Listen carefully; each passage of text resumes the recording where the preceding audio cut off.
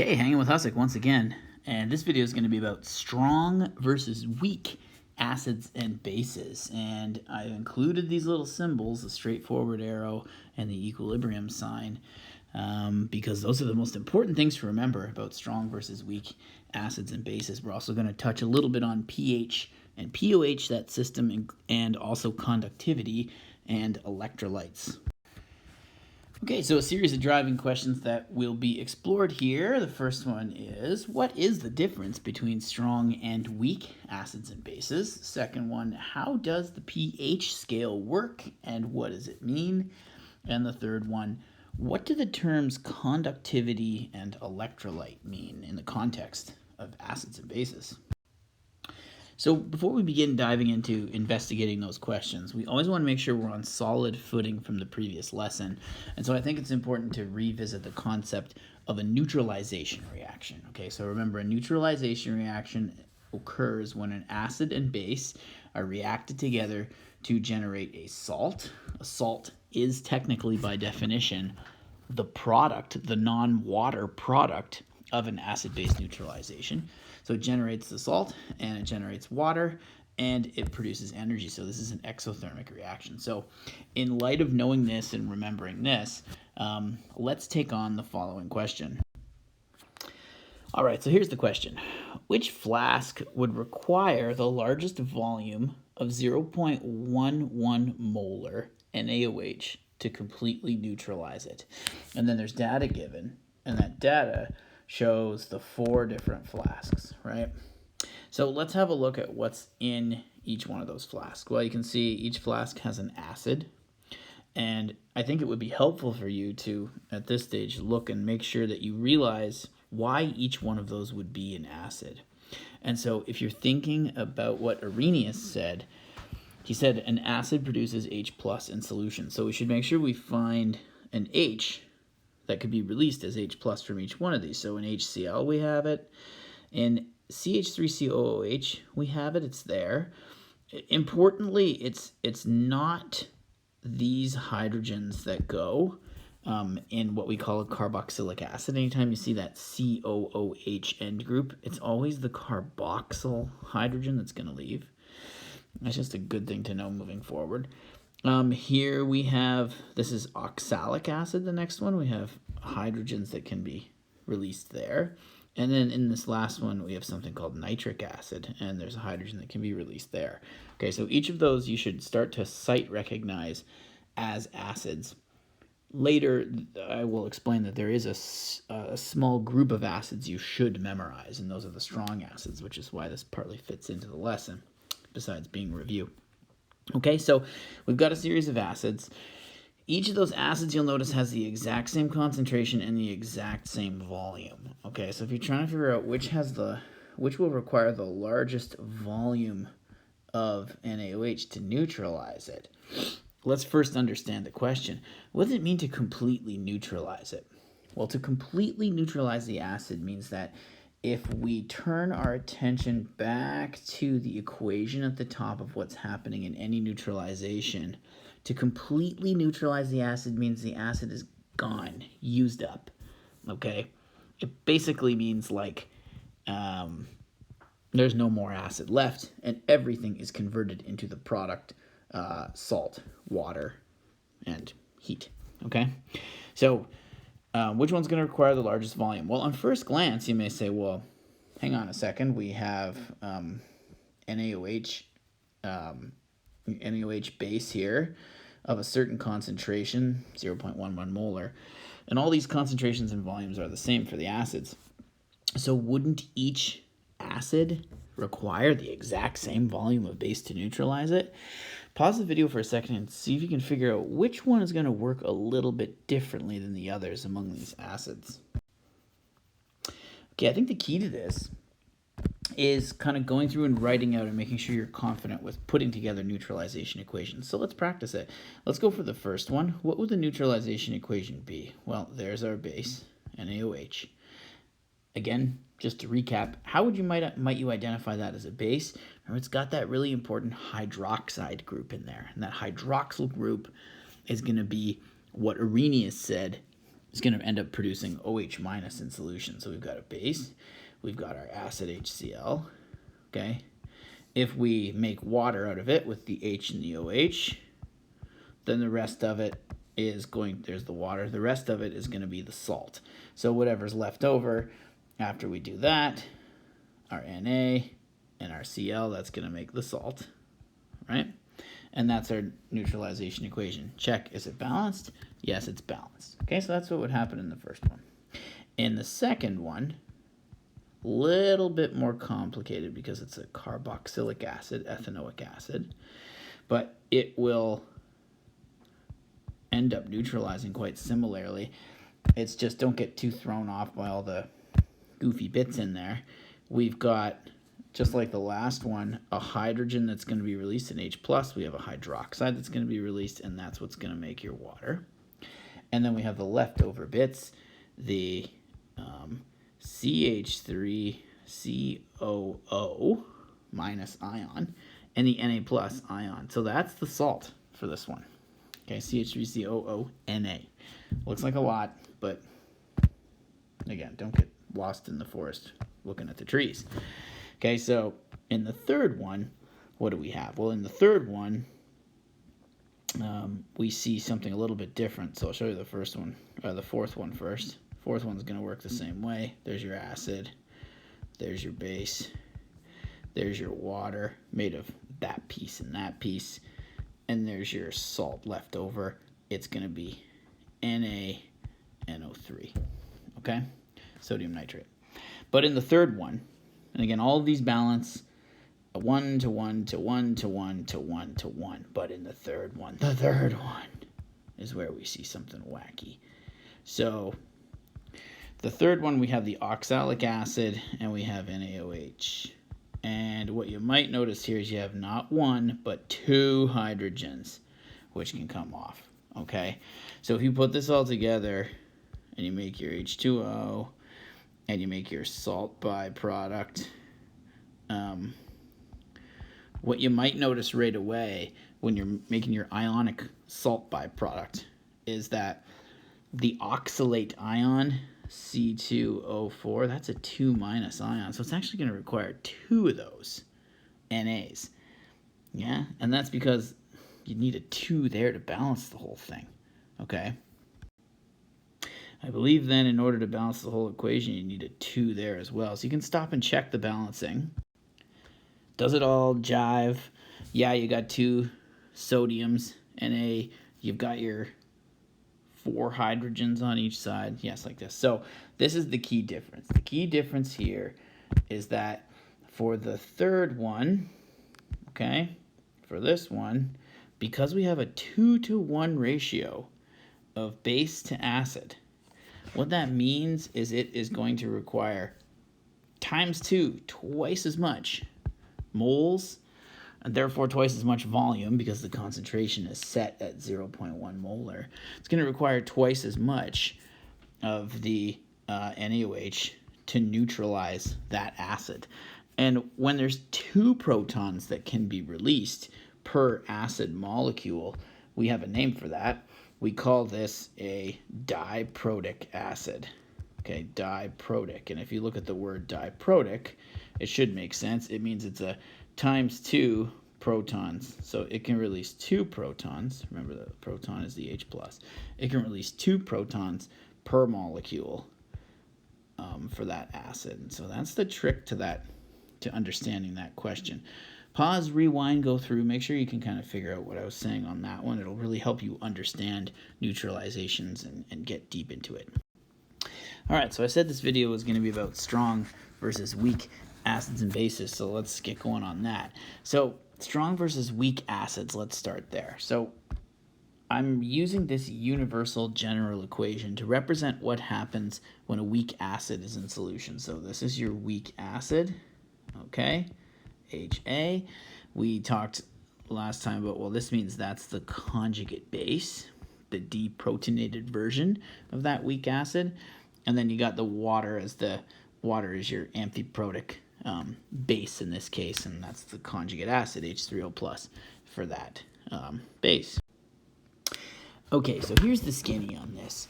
The most important thing I mentioned off the hop was this equilibrium symbol, okay? And the equilibrium's critical. It turns out most acids, and I mean like on Earth and in aqueous systems and just naturally, most acids form equilibria in solution. We might say that they partially dissociate into their proton, which is H plus or H3O plus, remember those mean the same thing, and their conjugate base, A minus.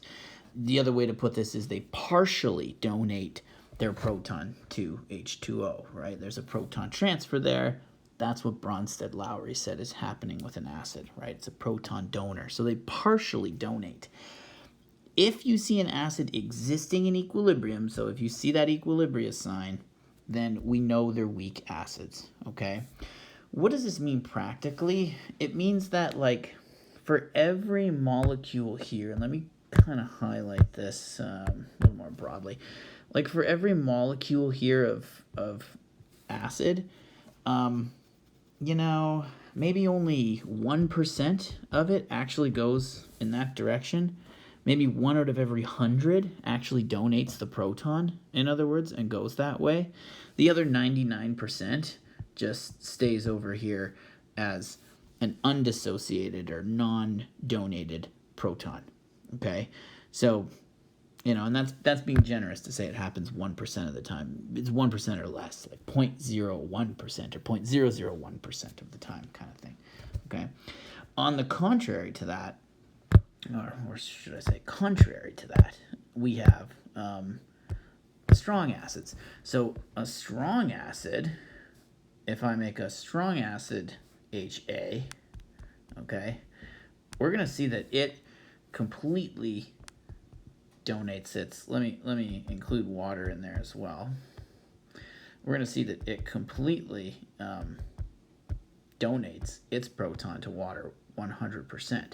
So if we have strong acid HA in water, we see a one-way arrow, we see a straightforward yield sign, and we get this 100%. Okay, we get 100% of it happening. Okay, in other words, if we have a strong acid HA, we basically don't even think of it like HA. We think of it like H plus and A minus, or we think of it like H3O plus and A minus, since everything's in water anyways.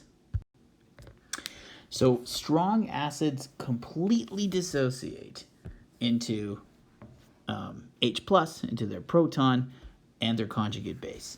Okay, and again, you can, instead of saying H plus, you could easily substitute that with the hydronium ion H3O plus.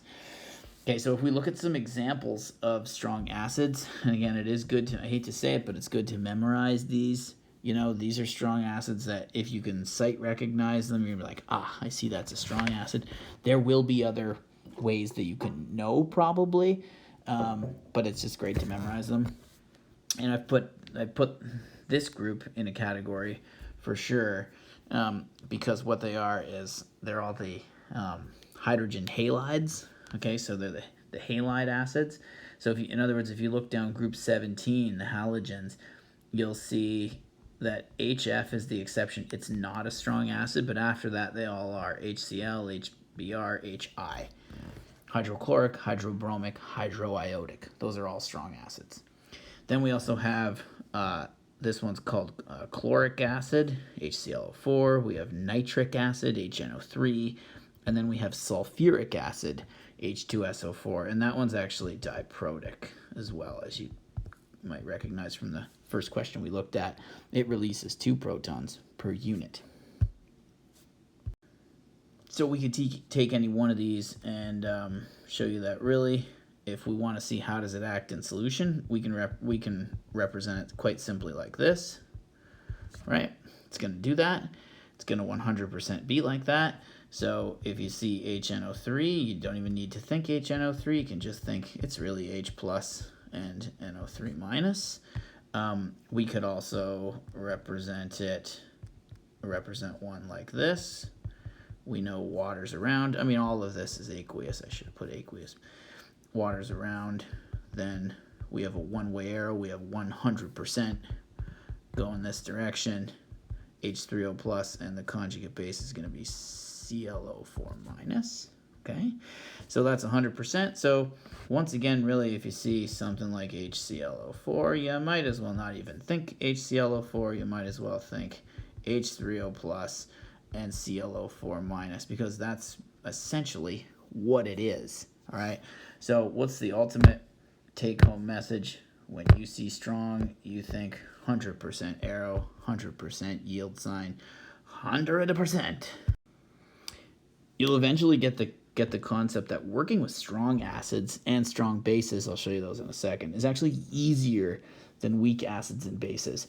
Because if I tell you that the concentration of HCl is 0.2 molar, and then I say, well, what's the concentration of H plus then? Well, it's 0.2 molar. Because for every unit of the acid, you get 1 unit of the proton produced. Okay, so it becomes very easy, hopefully obvious math there.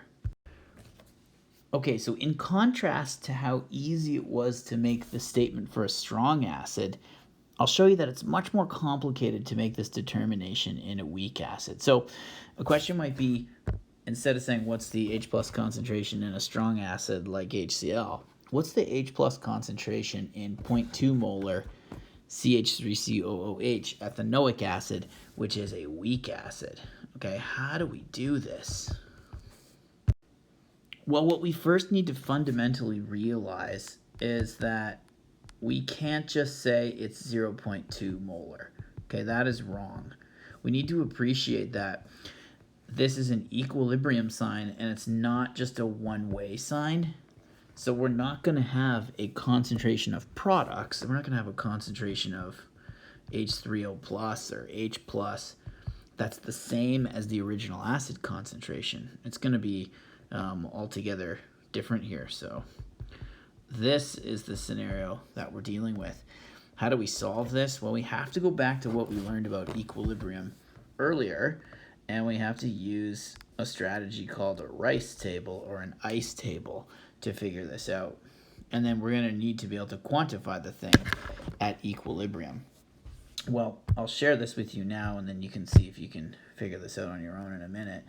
But at equilibrium, you remember in the equilibrium unit, we had a K equilibrium or a KC, and that was the concentration of products over the concentration of reactants. Well, it works the same way here, except if it's for an acid, and it feels weird writing it in blue, so I'm going to switch to red. For an acid, we have what's called a Ka. That's an equilibrium constant or an acid dissociation constant, okay? And the Ka works the same as K equilibrium. It's the concentration of the products. It's the H3O plus and the conjugate base divided by the reactants. And in this case, we recognize that that's liquid water. This is all aqueous, and that's liquid water. So we're not actually going to include water. We don't take the concentration of water in an aqueous solution. That's not something we do. So this is what we call the Ka expression, the acid constant expression. And you can look these up, and in school, your teacher needs to provide you a list of these because it's impossible to come up with it out of the blue, but they're all listed somewhere. And if you look up what the Ka is for ethanoic acid, you're going to see that it's 1.8 times 10 to the minus 5. Okay? So see if you can come up with an initial concentration of 0.2. See if you can fill out this Rice table, sub in the Ka, and solve for what the H3O plus concentration is, also known as the H plus concentration. Okay, hopefully you paused and had a crack at that. Let's fill it out and do this thing together. So assuming there's none of this at the start, right, we know we are going to lose some of this because some of it's going to go over. We know we're going to gain some amount that's equivalent to that. The equation's balanced. It's all 1 to 1 to 1.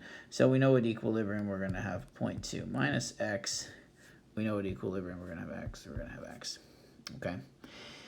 One thing that you can also, one little trick you can use in pretty much all these questions to make it a lot easier is that when you see you have a really small equilibrium constant like this, 10 to the minus 5, what does that mean practically? It means that, like, this is by far mostly going to stay over on this side, right? You're going to have very little going over to the right. You know, when this number's really small, it means that the numerator's really tiny and the denominator's really big, right? So mathematically, hopefully you can understand that. Well, because that number's so small, we can assume that x is going to be very small. So we know that x will be small. We know x will be small. And as a matter of fact, especially with the precision of the data we're given, meaning we only have one significant figure, x is probably going to be so small that it's not even going to affect the 0.2 in terms of change. Crossing that out and ignoring it, I'm telling you, we can do. Mathematical purists are going to be screaming at the screen, now what, you can't just ignore it and throw it away, but let me show you something. In science, if you have a value like this, right, what does it essentially equal? 0.2 minus 0.0008. It basically equals 0.2. Because remember, we don't know the precision beyond that single digit. And so if you end up working it all out and rounding up to 1 sig fig, it still equals 0.2. So we're going to go ahead and ignore this x and say it doesn't actually impact 0.2. And we're going to plug in all the values for the equilibrium line here into our Ka expression. So Ka we said is 1.8 times 10 to the minus 5. It's x for this, and it's x for the other one. So that's x times x, or x squared, you can write right away. And at the bottom, 0.2. Okay, so solving away, 1.8 times 10 to the minus 5, x squared, 0.2. We're going to have essentially 0.2 times 1.8 times 10 to the minus 5. We're going to have the square root of all of that equaling x if we rearrange that, okay? And then when you solve that up, punch it into your calculator, you get that x is equal to 0.001, let's just say 19, okay? And why is that significant? What does x mean? Well, if you go back to the original question, x is the concentration of H3O plus, or the concentration of H plus at equilibrium, like when the whole system comes to rest. So that's what we're after. So let's go back down to it here. This is going to be your H plus concentration, okay? So how does that compare? The final H plus concentration when it's a weak acid, and all weak acids are different in their exact Ka, but they're similar in how they work. They work differently than strong acids. The H plus concentration is only 0.019 moles per liter, whereas if you flick back to the previous slide we looked at a few minutes ago, the H plus concentration in a strong acid of 0.2 moles per liter is 0.2 moles per liter. And the H plus concentration turns out to be a really significant feature that we can measure in any solution, and it tells us how acidic it is. So basically this solution is less acidic than the previous one, and that's all because it was a weak acid versus a strong acid. Okay, which brings us to the pH scale. Let's talk about the pH scale. The pH scale exists because it makes expression of acidity or alkalinity. We haven't talked about the base side yet, but it's basically a mirror of the acid side. But it makes the expression of acidity or alkalinity much simpler, so that if a kid is out there testing the pH of the pool water, or wants to know how acidic is the pool water, is it going to be good enough to kill the bacteria and make the pool safe to swim in, or is it so acidic that it's going to like melt our skin off if we dive off the diving board? You can't expect some pool boy to yell back at you, it's 0.0018 moles per liter concentration. It's much easier to say something like the pH is 4, the pH is 1. So basically it's a conversion. pH is a conversion that expresses acidity or alkalinity on a logarithmic scale. which means a log base 10 scale. So hopefully you've done some logarithms in math and you can understand this. If you haven't done logarithms in math, not a big deal. You can still understand it. What it basically means is that each step on the scale is 10 times bigger than the other number. And for the pH scale, the equation for pH is actually the negative log of the H plus concentration, which means that each time the pH gets one step lower, it's 10 times more acidic. It has 10 times the H plus concentration. So in other words, if we look at something that's pH 2 versus pH 4, how much more acidic is the pH 2? It's 100 times more acidic. So it would have 100 times the H plus concentration that a pH 4 solution would have. The pH scale, as I said before, basically goes from 0 to 14. There is some variation within this, where 7 is neutral. 7 is like water at regular temperature and pressure, and then anything up above 7 we say it's a base, okay, and anything down below 7 we say is an acid. Okay, so to round the whole concept off here, if I asked you to compare the two solutions, a 1 molar HCl solution versus a 1 molar ethanoic acid solution, what would you come up with? Well, you should recognize that this one is a strong acid, okay?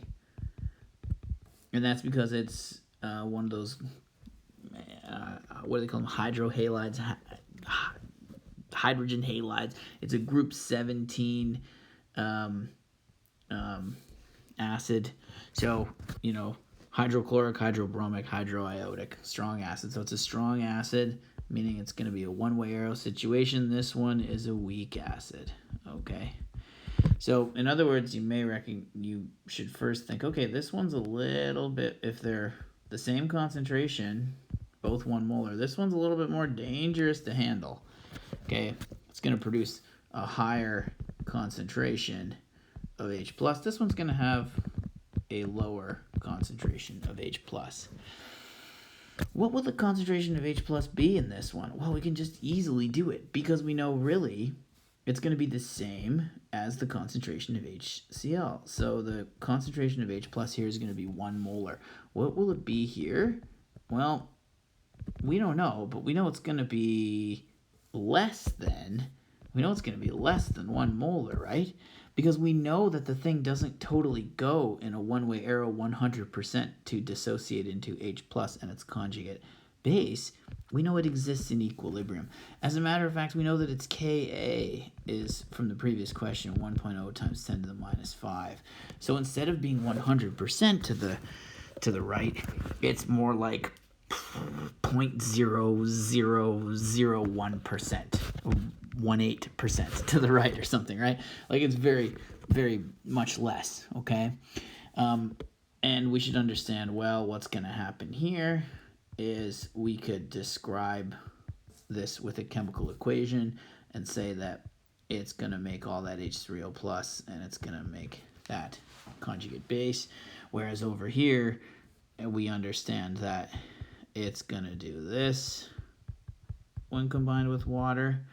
It's going to exist in equilibrium. And the bottom line is, if we're actually tasked with determining the H+ concentration, we're going to have to do a Rice table to figure that out, right? And we know that we're going to have to use the Ka expression, et cetera, okay? So it's going to be much less than that. What's the pH of this then? Well, I told you can calculate the pH. pH is equal to the negative log.